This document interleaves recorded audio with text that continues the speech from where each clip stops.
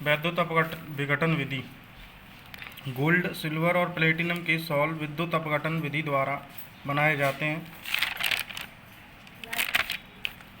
इस विधि में धातु के दो इलेक्ट्रोड को NaOH के जलीय विलयन में डुबोकर विद्युत आर्क उत्पन्न किया जाता है, जिससे धातु का सॉल्व बन जाता है। देखो, आर्क का मतलब है दो तार जो होते हैं, जैसे इलेक्ट्रोड है, एक नेगेटिव और एक पॉजिटिव, दोनों को टच करेंगे तो यहाँ पर आर्क के मतलब स्पार्किंग होगी। तो स्पार्किंग से ही अब विद्युत कोलाइडी विलयन बन जाता है। ये ठंडे जो बर्फ के टुकड़े हैं जो जल को इस विलयन को ठंडा रखते हैं। ये विद्युत आर्क उत्पन्न हो रहा है, ये इलेक्ट्रोड है, ठीक है। फिर प्रक्षेपण माध्यम है जल, ठीक है। और दूसरी पेप्टीकरण, किसी ताज़ा अवक्षेपित पदार्थ का उपयुक्त अभिकर्मक द्वारा कोलाइडी कणों के रूप में परिक्षेपण पेप्टीकरण कहलाता है। इस विधि में ताज़ा अवक्षेपित पदार्थों के अवक्षेपों को किसी अभिकर्मक द्वारा कोलाइडी विलयन में परिवर्तित कर दिया जाता है। जैसे फेरिक हाइड्रोक्साइड के ताज़ा अवक्षेप को फेरिक क्लोराइड के विलयन के साथ हिलाने पर फेरिक हाइड्रोक्साइड का कोलाइडी अवस्था में चला जाता है, यानी फेरिक हाइड्रोक्साइड में कोलाइडी विलयन प्राप्त होता है।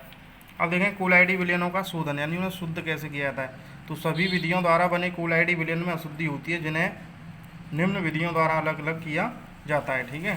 तो देखो, पहली है अपोहन, और ये इम्पोर्टेंट है, डायलिसिस जिसे कहते हैं। तो पार्चमेंट झिल्ली द्वारा कोलाइडी विलयन में उपस्थित घुले हुए पदार्थों को निष्कासित करने की विधि अपोहन कहलाती है।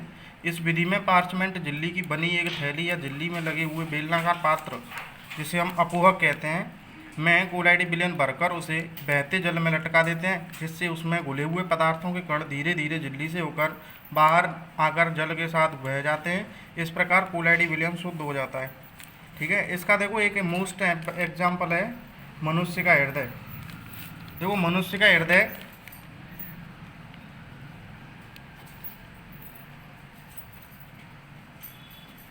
मनुष्य का हृदय क्या कार्य करता है? ये डायलिसिस का ही कार्य करता है कि जो रक्त है हमारे शरीर में जो बहता है, वो पूरे शरीर में बहने के साथ उसमें कुछ अशुद्धि कण आ जाते हैं, तो हृदय जो उसे फिल्टर करने का कार्य करता है, यही अपोहन कहलाता है, डायलिसिस, ठीक है।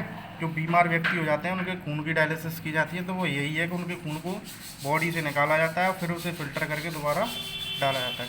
अब ये अपोहन की देखो ये विधि है, ये स्टैंड है, इसमें ये एक पात्र रख रखा है, ये अपोहक है जो बना हुआ है, ठीक है।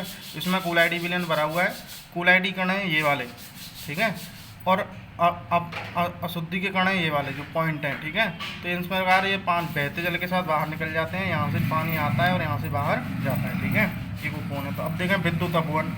साधारण अपोहन बहुत धीमी गति से होता है। विद्युत क्षेत्र में अपोहन करने से अशुद्धियाँ शीघ्रता से दूर हो जाती हैं, क्योंकि इलेक्ट्रोड विपरीत आवेशित आयनों को आकर्षित करते हैं, इसे विद्युत अपोहन कहते हैं।